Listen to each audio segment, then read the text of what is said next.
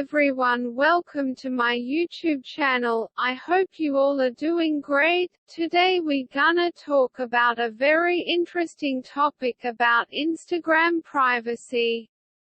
Now to can control your Instagram account and can protect your posts, followers and persons you are following from anyone.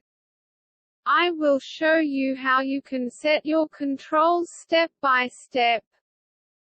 So, let's start. First of all, you have to open your Instagram account. Now you have to click on your profile icon. Now click on the three strips like icon on the right up there. Now click on the setting button which is on the top. Now click on account button. Sorry, I clicked wrong one. Go back, click on privacy button. As you can see on the top a lock icon. You have to click on this icon. Now touch on blue color icon, switch icon if you want to private your account. I hope you learned something from this. Please like, subscribe, comment us. Thank you.